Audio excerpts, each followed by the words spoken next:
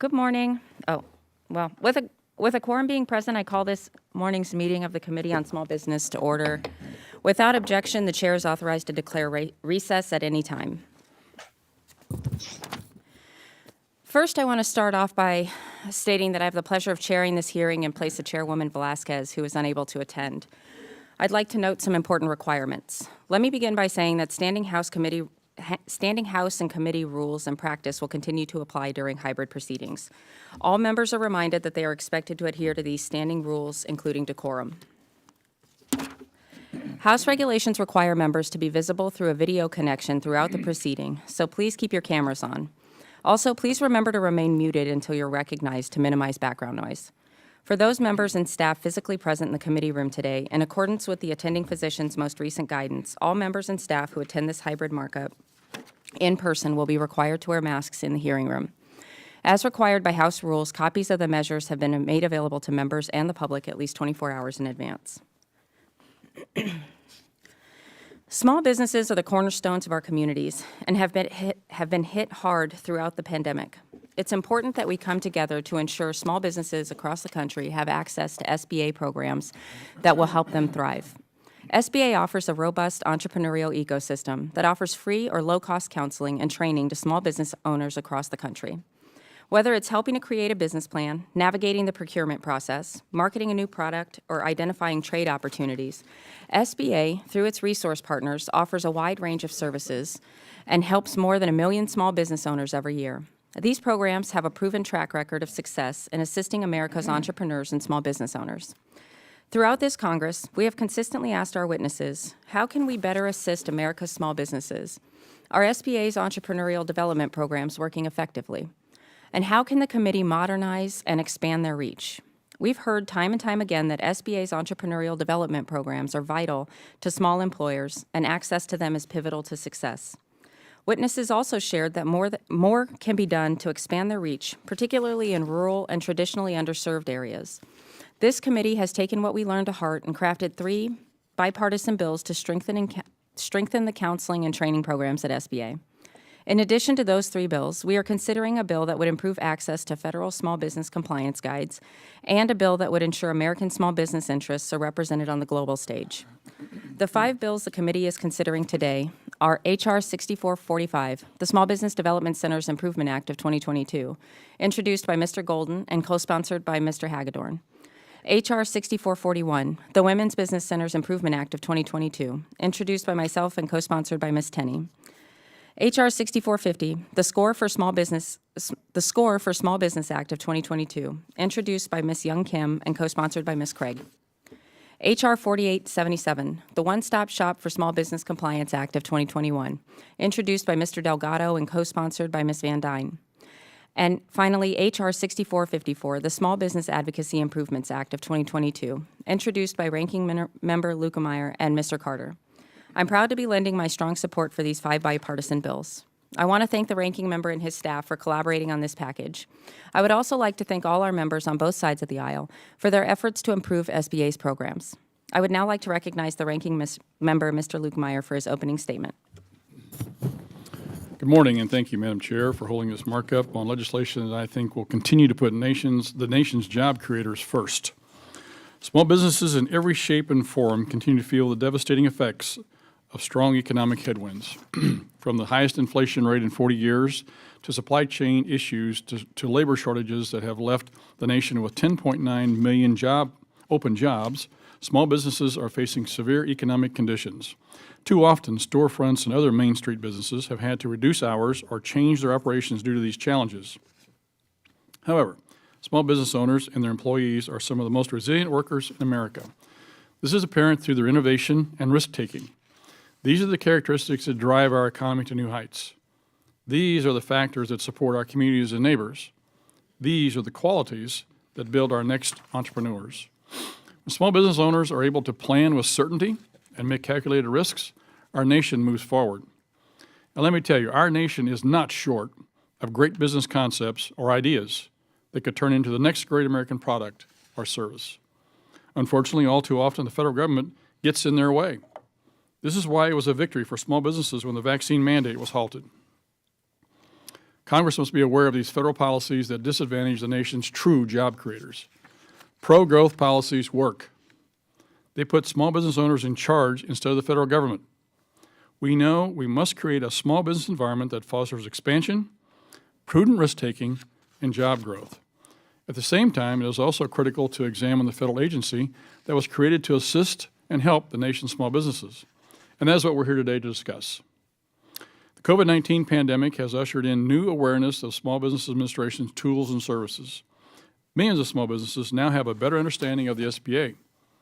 Given this heightened attention, the SBA's entrepreneurial development programs must be right-sized and recalibrated to meet the needs of today's business workers and owners. Today's markup will feature 3 bills that improve the SBA's Small Business Development Centers program, the SBA's Women Business Centers program, and the SBA's SCORE program. Additionally, the committee will look to enhance and streamline the information that is published by agencies as it pertains to the impact of federal regulations on small businesses. Federal regulations have an outside impact on small businesses, and we need to take a look at those.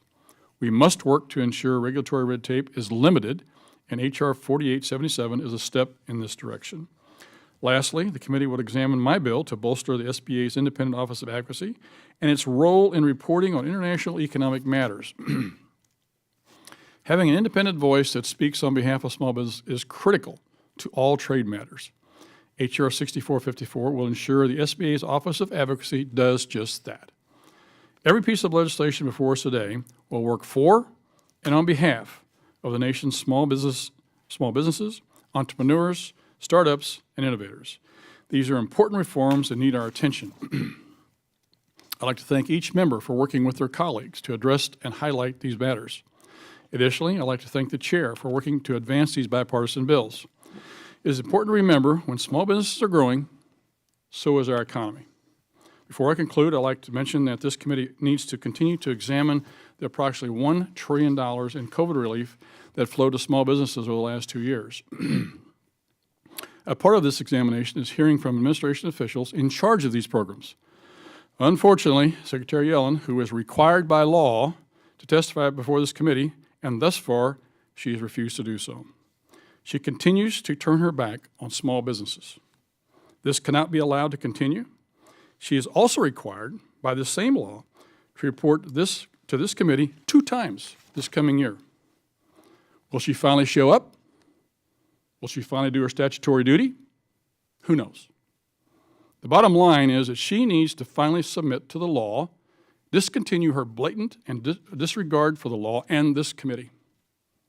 With that, Madam Chair, I look forward to today's markup, and I yield back. Thank you very much. The gentleman yields back. Before we get into the individual bills, are there any members present who seek recognition for the purpose of making an opening statement? Seeing none, we'll move to consideration of H.R. 6445, the Small Business Development Center Improvement Act of 2022, introduced by Representative Golden and co-sponsored by Representative Hagedorn.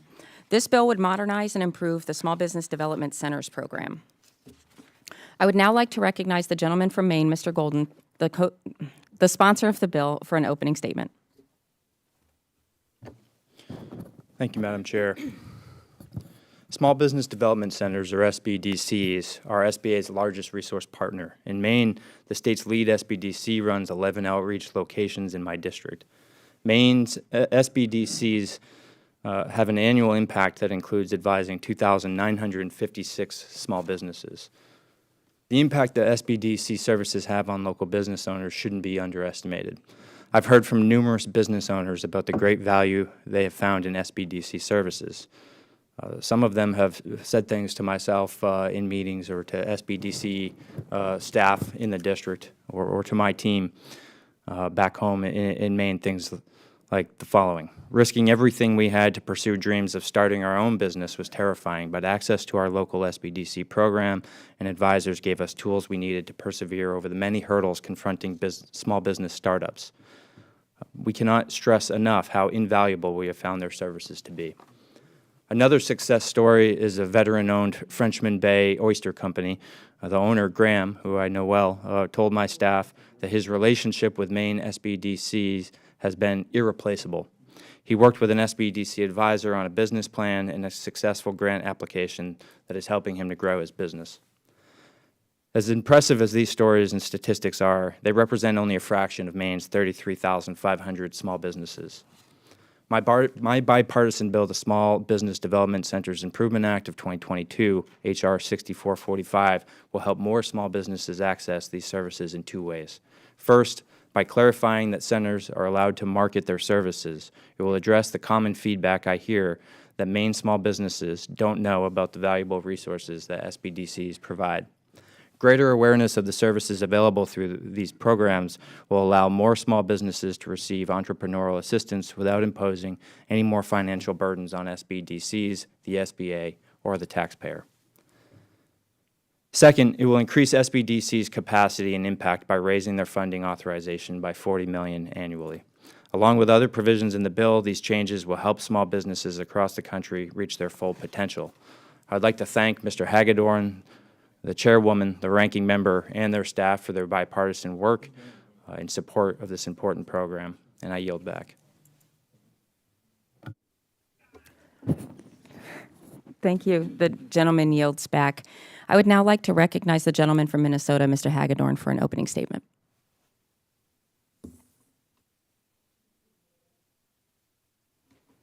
Mr. Hagedorn, you're muted currently.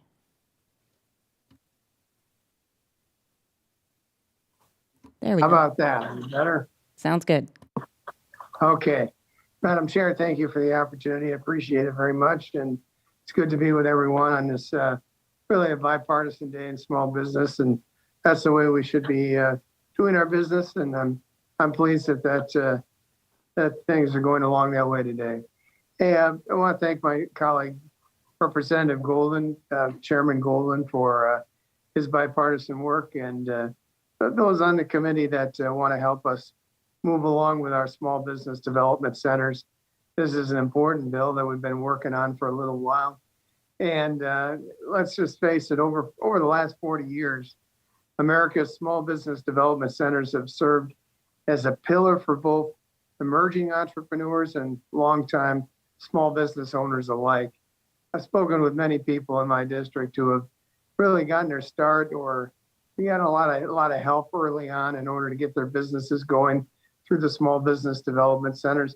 Some of them are very lucrative businesses today. So this is a program that's working, and reauthorizing it makes a lot of sense. The services our SBDCs are able to offer have become increasingly critical to help ensure our Main Street business partners can survive through the COVID endemic. And hopefully we're turning the corner there, but it's been a long road here the last couple of years, no doubt about that. This legislation would reauthorize the SBDC program at $175 million through fiscal year 2025 to further modernize and strengthen the SBDC work network. Specifically, H.R. 6445 would increase much needed oversight by requiring SBA to provide Congress with an annual report on program effectiveness, while also enabling increased awareness of the services of the SBDC program that it has to offer. And that's all by eliminating the prohibition on marketing for SBDCs, something that's probably long overdue. The feedback my office has received from small business owners often revolved around these businesses not having been aware of the SBDC services available to them. I guess it just wasn't enough marketing out there. We needed to make sure people knew what was going on. This bill is going to help in that regard. So I'm pleased that we're going to address these concerns in this legislation.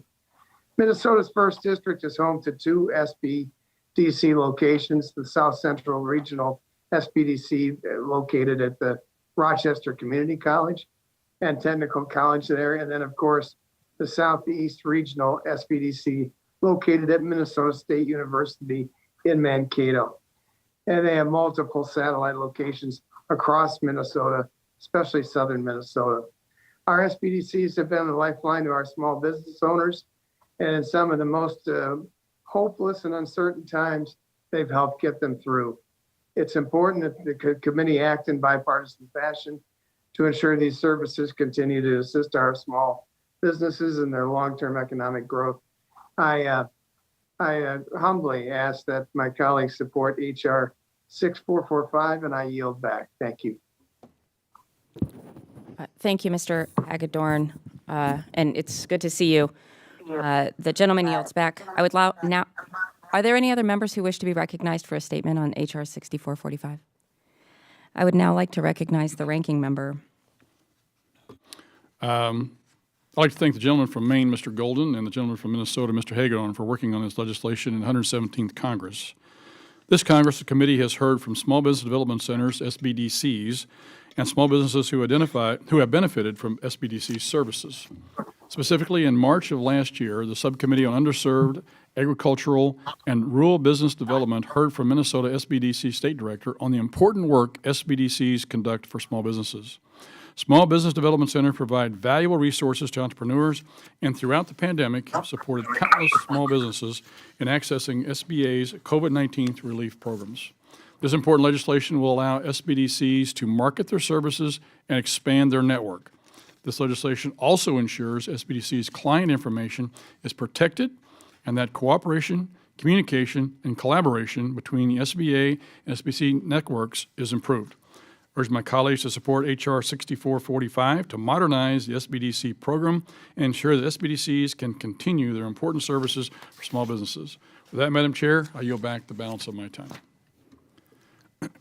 Thank you. The gentleman yields back. I would now like to recognize myself briefly.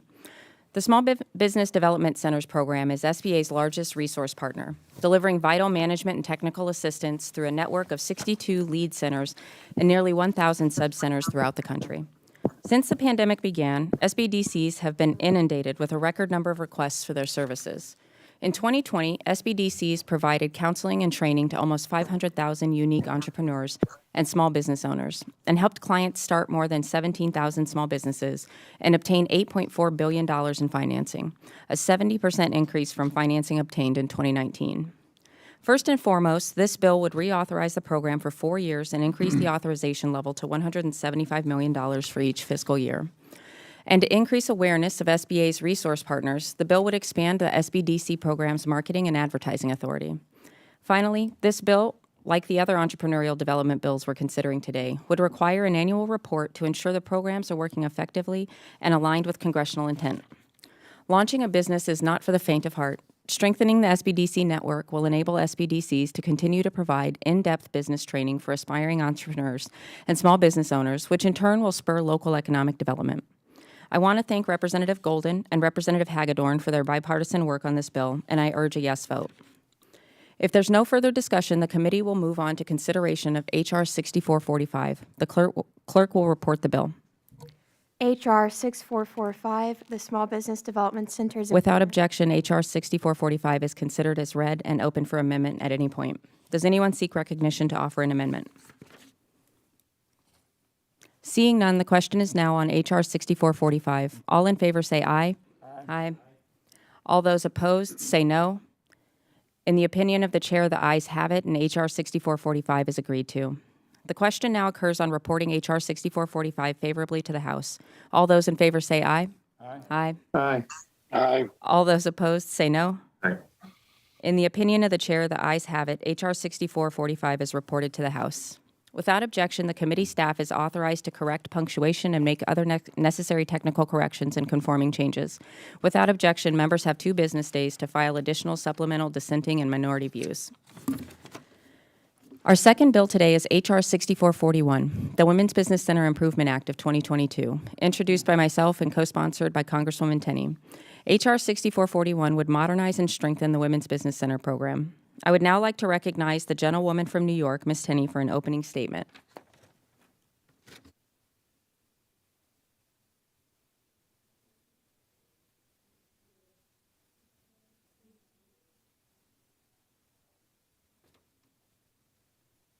Ms. Tenney, I believe you're muted.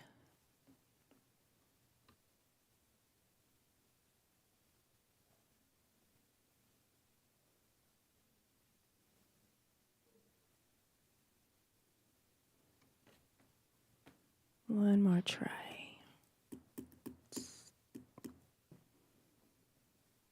There we go. How about now? There we go. All right, good, thanks. As a longtime small business owner in upstate New York, I'm in support of HR 6441, the Women's Business Center Improvement Act legislation that I'm honored to lead with Representative Davids, who's also spent some time in upstate New York and also attended Cornell University Law School, as did my dad many, many years ago. So throughout our country, women-owned businesses employ 9.4 million workers and contribute 1.2 trillion to our national economy. They play an important part in our communities and provide female entrepreneurs an invaluable opportunity to build wealth and care for their families. Over the past 30 years, the Women's Business Center program has helped these entrepreneurs access greater resources and find opportunities to grow and build their businesses. Across the country, there are now 150 locations providing a full range of counseling and technical services to 150,000 business owners annually. In the fiscal year 2020 alone, the Small Business Administration revealed there were over almost 70,000 jobs supported by the women's business centers. These jobs represented communities from urban to rural to minority to chronically unserved. To build on this success and expand the reach of these centers into communities like the one I represent in upstate New York, I joined with Congresswoman Davids to introduce the bipartisan Women's Business Centers Improvement Act. This legislation will increase funding available to this proven service while enacting common sense taxpayer protections and oversight provisions to safeguard these public resources and ensure the program efficiently serves the American people. Finally, this bill will double the cap on grants offered by the program, allowing it to better support entrepreneurs while also reducing some of the administrative and compliance costs. These changes will ensure that the women's business centers can meet the modern demands and needs of small businesses for years to come. Thank you all for your support. I urge you all to join with me and Congresswoman Davids, support our nation's small business women and entrepreneurs, and vote yes on HR 6441. I yield back. Thank you. The gentlewoman yields back. Are there any other members who wish to be recognized for a statement on HR 6441? I do. I would now like to recognize the gentlewoman from Illinois, Ms. Newman, for a statement. Well, thank you, Madam Chair. I move to strike the last word and speak in support of HR 6441, the Women's Business Center Bill. The gentlewoman is recognized for 5 minutes. Thank you. I rise in strong support of HR 6441. As a former small business owner, I know that when our small businesses are strong, our country is strong. But small business has been hit very hard by the pandemic, and women entrepreneurs have particularly struggled, as we all know, and are still attempting to recover. This legislation comes at a very critical time. It will provide women entrepreneurs with the resources they need for their businesses to thrive. Furthermore, it allows women's business centers to expand services in counseling, training, and technical assistance. Supporting this bill means supporting a more diverse small business landscape and investing in the next generation of women entrepreneurs. Thank you, Madam, and I yield back. Thank you. The gentlewoman yields back. Are there any other members who wish to be recognized? I would now like to recognize the ranking member. Thank you, Madam Chair, and Ms. Tenney, for your leadership on this bill. Women's Business Centers, WBCs, support over 150,000 women entrepreneurs each year through training, mentoring, business development, and financing opportunities. Unfortunately, on May 4th, 2021, the SBA's Office of Inspector General released a report that found the SBA did not provide effective oversight over the WBC program. To that end, HR 6441 will bring increased oversight to the WBC program and long overdue modernizations.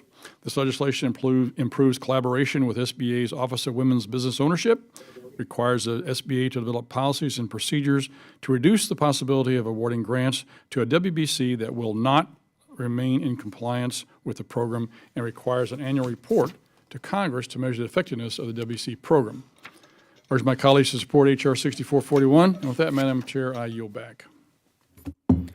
Thank you. The gentleman yields back. I would now like to recognize myself. The Women's Business Centers program is emblematic of a good government program that was created to bridge opportunity gaps and promote equity. Since its inception, the WBC program has sought to reach more female entrepreneurs, particularly those who are socially and economically disadvantaged. To that end, many women's business centers provide multilingual services, evening and weekend hours, and childcare for mothers and training sessions. In 2020 alone, the WBC program increased its outreach by 22% and counseled and trained more than 82,000 entrepreneurs. In addition, they helped start and sustain more than 30,000 small businesses. This is a solid record of success. The bill we're considering today will enhance the WBC program and ensure women entrepreneurs all across the country have increased access to the vital counseling and training services. I have seen it in action in the Kansas City WBC, and it's why I introduced and strongly supported this bipartisan legislation. It would raise the cap on grants from $150,000 to $300,000 and establish an accreditation program that would raise the standards of excellence for counseling and training, ensuring funds are being spent wisely to help those growing entrepreneurs. Raising the grant caps will allow WBCs to expand their reach and resources. The Kansas City WBC currently serves the entire state of Kansas and Kansas City, Missouri. They served over 800 clients last year. How many more could they have reached with increased funding? Last week, I held a roundtable with women small business owners in the Kansas 3rd District who have benefited from the support and guidance of the Kansas City WBC. I heard firsthand from a diverse group of entrepreneurs spanning retail, IT, and consulting industries about how critical this program was to their success. They cited the flexible hours tailored to their needs and the supportive community as standout parts of their experience with the WBC. Expanding the reach and capacity of our WBCs will provide real-world benefit to female entrepreneurs across the country. I'm proud to have introduced this important legislation alongside Ms. Tenney, and I urge a yes vote. If there's no further discussion, the committee will move on to consideration of H.R. 6441. The clerk will report the bill. H.R. 6441, the Women's Business Without Centers- objection, H.R. 6441 is considered as read and open for amendment at any point. Does anyone seek recognition to offer an amendment? Seeing none, the question is now on H.R. 6441. All in favor say aye. Aye. Aye. Aye. All opposed say no. In the opinion of the chair, the ayes have it, and H.R. 6441 is agreed to. The question now occurs on reporting H.R. 6441 favorably to the House. All those in favor say aye. Aye. Aye. All opposed say no. In the opinion of the chair, the ayes have it, and H.R. 6441 is reported to the House. Without objection, the committee staff is authorized to correct punctuation and make other necessary technical corrections and conforming changes. Without objection, members have 2 business days to file additional supplemental, dissenting, and minority views. The next bill under consideration is H.R. 6450, the SCORE for Small Business Act of 2022, introduced by Representative Young Kim and co-sponsored by Representative Craig. The bill would reauthorize the SCORE program for 2 years, maintaining vital oversight mechanisms and ensuring taxpayer dollars are spent wisely. I would now like to recognize the gentlewoman from California, Ms. Young Kim, for the sponsor of the bill for an opening statement. Thank you, Madam Chair Davis, and I'd like to thank our ranking member, Luggemeyer, for holding this very important markup and for working in a very bipartisan manner to consider vital pieces of legislation for our small businesses and entrepreneurs. And thank you to my colleague, Representative Angie Craig from Minnesota, for your partnership to introduce H.R. 6450, the SCORE for Small Business Act of 2022. H.R. 6450 provides an authorization of $13.5 million for the SCORE program for fiscal years 2022 and 2023. The authorization will allow SCORE to expand counseling and training through online webinars, electronic mentoring platforms, and online toolkits to better serve small businesses and entrepreneurs.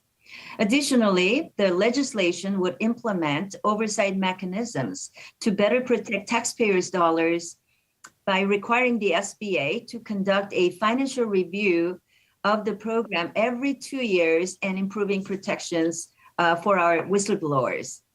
The SCORE for Small Business Act would also expand services and promote diversity by requiring SCORE to develop and implement plans to better serve clients in rural areas and underserved communities. Since 1964, SCORE has served more than 11 million small business owners and entrepreneurs to establish, expand, or serve a small business. According to SCORE, since the COVID-19 pandemic began in early 2020, SCORE has seen a 30% increase in demand for their mentoring and educational services. And despite the challenges, 89% of SCORE clients stayed in business throughout 2020. This is an amazing accomplishment that we should look to preserve by reauthorizing the program. 96% of workers employed in California's 39th district, and they are employed by small businesses. So thanks to the volunteers and mentors in SCORE program, countless of small businesses in my district have been able to weather the COVID-19 pandemic and keep their businesses running. So I urge my colleagues to support HR 6450 and allow SCORE to keep providing valuable information and resources for small business across the country. Thank you, and I yield back my time. Thank you. The gentlewoman yields back. Are there any other members who wish to be recognized for a statement on HR 6450? I would now like to recognize the gentlewoman from Minnesota, Ms. Craig, for an opening statement. Well, thank you so much, Chairwoman, for yielding and for convening this really strong bipartisan markup. Thank you too, Congressman Kim, for your leadership on this important bill. I'm so proud to co-sponsor HR 6450, the SCORE for Small Business Act, bipartisan legislation that will ensure the SCORE program can provide the support and assistance America's small businesses deserve. Small businesses are the economic engine that drive our country, and I'm so proud to represent the small businesses which make up 93% of employers in Minnesota's 2nd Congressional District. The real-world experienced mentorship that the SCORE program provides have launched more than 45,000 businesses in 2020 alone, with a return on investment of over $67 for every $1 in federal appropriations.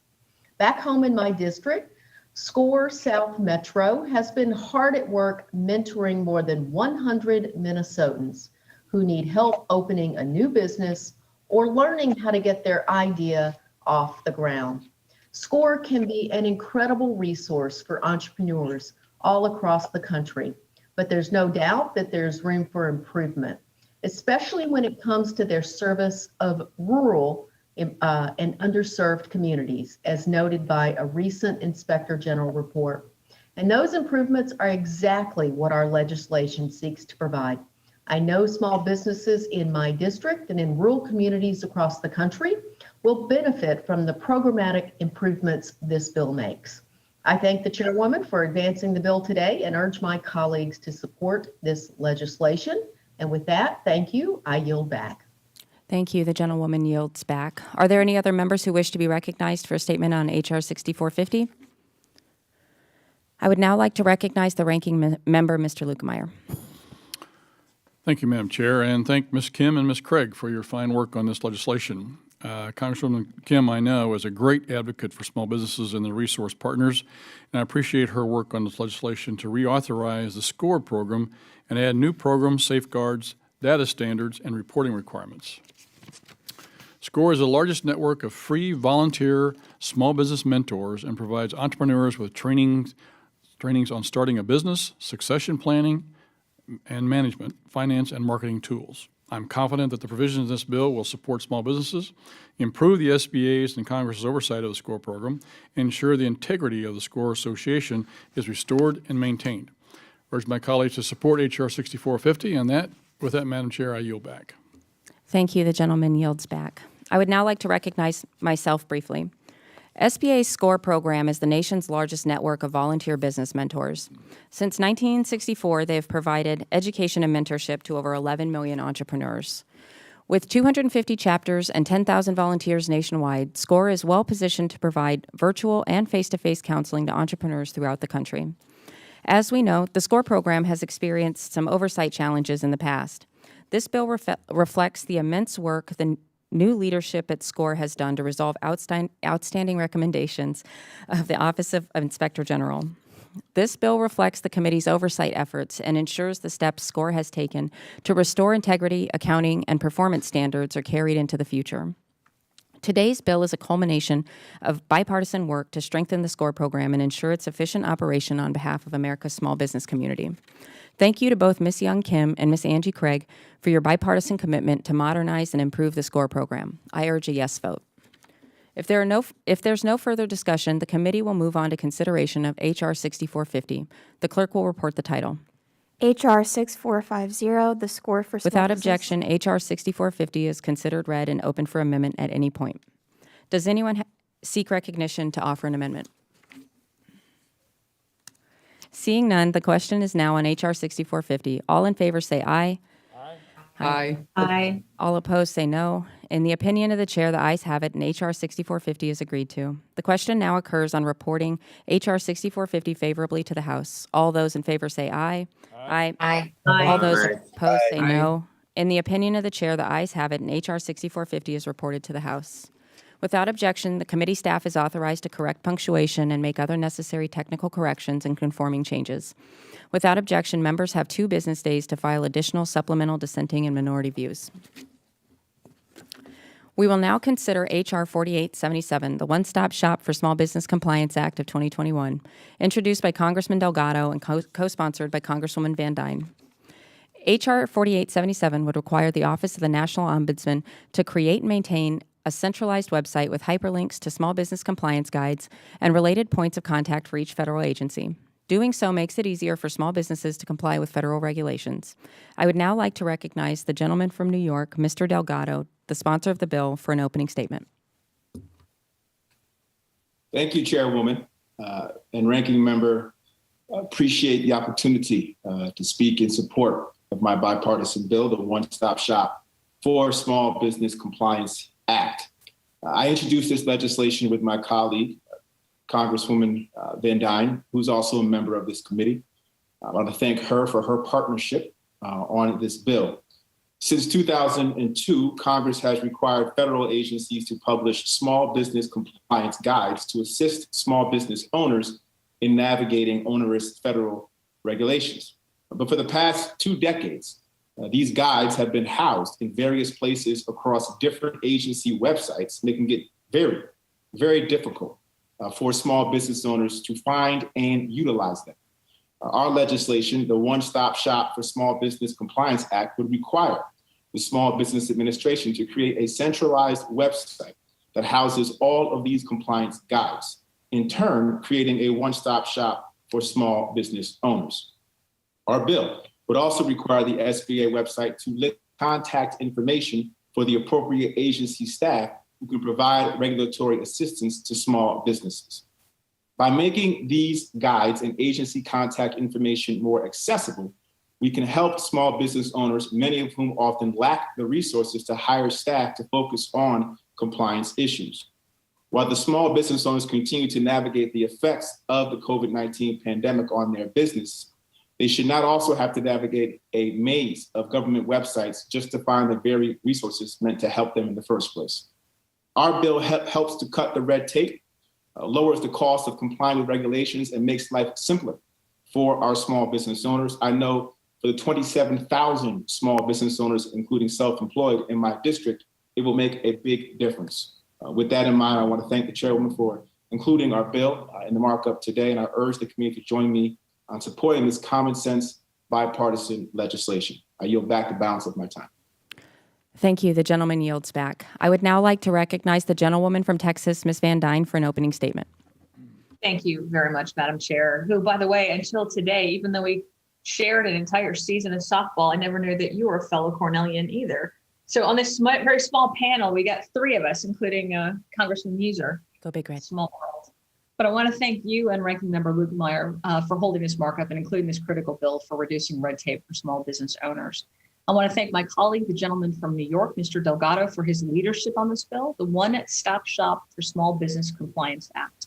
One of the significant challenges for our smallest employers is dealing with an overzealous regulatory state while they work to grow their businesses. Not only are some of these regulations complicated, but the process of simply locating what regulations they need to be following can be over time and very consuming.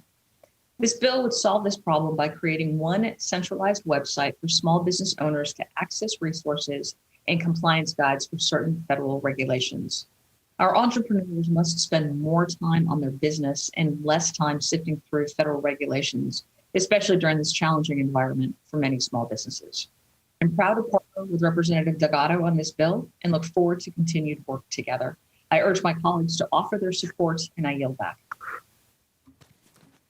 Thank you. The gentlewoman yields back. Are there any other members who wish to be recognized for a statement on H.R. 4877? I would now like to recognize the ranking member. Thank you, Madam Chair, and thank you to my colleagues, Mr. Delgado from New York and Ms. Van Dyne from Texas, for leading this effort. Federal agencies are required to publish small business compliance guides for certain regulations. These guides are housed on different agency websites, making it difficult for small businesses to find and utilize. The bipartisan legislation we have before us today will create a one-stop shop that will make it easier for small businesses to comply with federal regulations. And to be brief, I support this common sense bill, or as my colleagues do the same. And with that, Madam Chair, I yield back. Thank you. The gentleman yields back. I would now like to recognize myself briefly. In 1996, Congress established the Office of the National Ombudsman to serve as a powerful voice for small businesses within the federal government. This little-known office within SBA works to reduce unfair regulatory burdens on small businesses and assist them in complying with new regulations. This bill would require the Office of the National Ombudsman to create and maintain a public website that includes hyperlinks to compliance guides required by Section 212 of the Small Business Regulatory Enforcement Fairness Act. These guides are valuable tools for small firms, helping them come into compliance with the rules promulgated by federal agencies and could save them a significant amount of time and effort. I want to thank Congressman Delgado and Congresswoman Van Dyne for their work on this bill, and I urge a yes vote.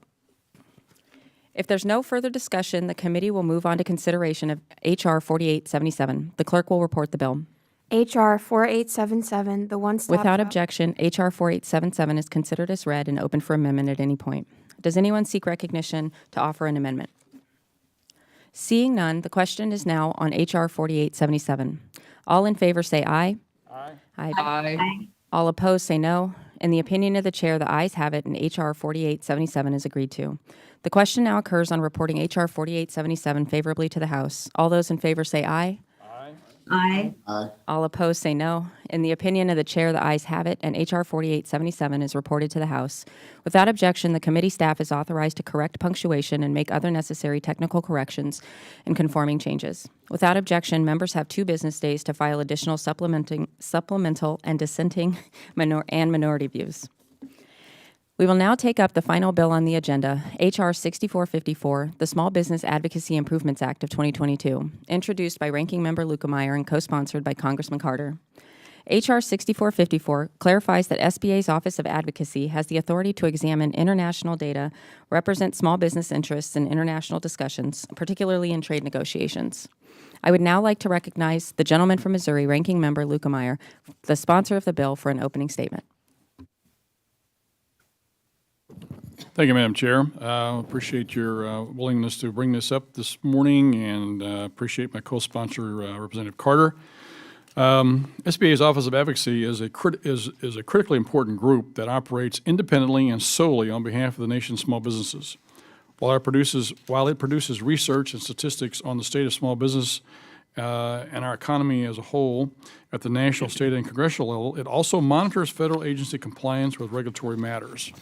My bill, H.R. 6454, the Small Business Advocacy Improvements Act of 2022, expands the office's authority to be an independent voice for American small businesses on international economic matters, including those dealing with trade, which is so vitally important to our economy and to our small businesses today. Enhancing the Office of Advocacy's mission when it comes to trade matters will only serve to assist America's job creators. I'd like to thank the chair again for bringing this bill up to vote, and again thank my colleague, Mr. Carter from Louisiana, for joining me to ensure that the country's small businesses are represented and informed on all matters, both domestically and internationally. It is my hope this Congress can finally advance this legislation that has received bipartisan support in the past. Madam Chair, with that, it's an important bill that I urge all my colleagues to support, and with that, I also yield back. Thank you. Thank you. The gentleman yields back. I would now like to recognize the gentleman from Louisiana, Mr. Carter, for an opening statement.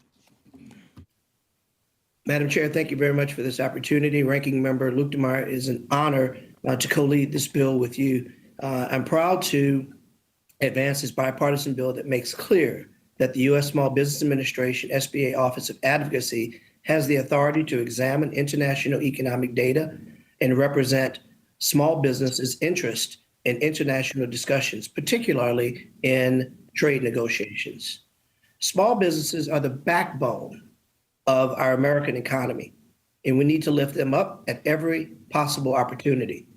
Louisiana's 2nd District is an international one. We have some of the most important ports in the country, and our businesses connect with others across the world every day. Today, small businesses are more global than ever before, selling their products and buying goods from countries around the world. Opening up new markets overseas helps our businesses here at home. When the U.S. makes decisions on trade and other international economic issues, the concerns of small businesses must be considered. This bill assures that all small business owners have someone in the federal government fighting for the nation's small businesses at home and abroad. I am honored to be a part of advancing this legislation. I'd like to thank our chair for leading this markup, and certainly thank my dear friend and the ranking member, Mr. Lukemeyer, for his incredible leadership in this issue, and I urge your favorable passage. I yield back. Thank you. The gentleman yields back. Are there any other members who wish to be recognized for a statement on H.R. 6454? I would now like to recognize myself briefly. As the independent voice for small entities within the federal government, SBA's Office of Advocacy advances the views of our nation's 30 million small firms before Congress, the White House, federal agencies, federal courts, and state policymakers. Since 2012, the Office of Advocacy has participated in international regulatory cooperation and international trade initiatives that impact small businesses. Their ability to conduct this outreach is vital to ensuring small businesses receive due consideration during international negotiations. That is why I support this bill to authorize the Office of Advocacy to represent American small business interests before foreign governments and international entities. Thank you, Ranking Member Lukemeyer and Representative Carter, for your work on this legislation. I urge a yes vote. If there's no further discussion, the committee will move on to consideration of H.R. 6454. The clerk will report the bill. H.R. 6454, the small business. Without objection, H.R. 6454 is considered as read and open for amendment at any point. Does anyone seek recognition to offer an amendment? Seeing none, the question is now on H.R. 6454. All in favor say aye. Aye. Aye. All opposed say no. In the opinion of the chair, the ayes have it, and H.R. 6454 is agreed to. The question now occurs on reporting H.R. 6454 favorably to the House. All those in favor say aye. Aye. Aye. All those opposed say no. In the opinion of the chair, the ayes have it, and H.R. 6454 is reported to the House. Without objection, the committee staff is authorized to correct punctuation, make other necessary technical corrections, and conforming changes. Without objection, members have 2 business days to file additional supplemental, dissenting, and minority views. I want to thank all the members for their participation today, and if there's no further business to come before the committee, without objection, this meeting is adjourned. Good job.